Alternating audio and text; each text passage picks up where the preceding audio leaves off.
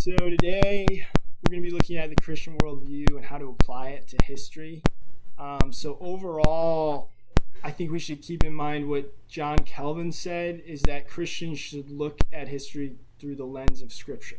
And I think that's important not only when we're exploring history, but that we should look at things through the lens, everything through the lens of Scripture in our lives.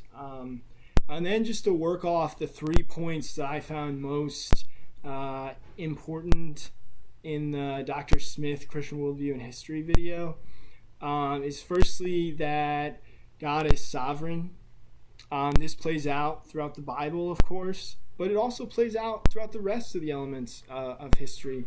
Time and time again, we see that God is sovereign, and also, secondly, that man is not. And this is just painfully obvious in history, time and time again, that man is not ultimately in control. And I think in history that points obviously to a higher, to God, that he is control, that man is not and God is in control. And I think another thing to go off that man is not sovereign is to keep in mind the fall that occurs in Genesis and how sin plays out throughout history, throughout my story and throughout your story and throughout everyone's story who's ever walked this earth. I mean, sin is prevalent in this day and age, and it always has been. And then the last element to keep in mind is the redemptive element. And obviously this plays out in the Bible with the fall in the Garden of Eden all the way through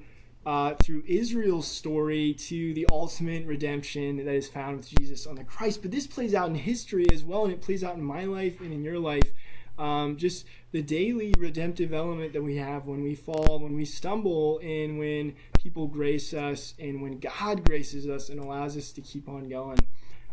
So I think that the 3 main elements that a Christian should apply when looking at history is to look for God being sovereign, that man is not sovereign, and lastly, the redemptive element in history. Thank you very much for listening to this, and I hope you enjoyed.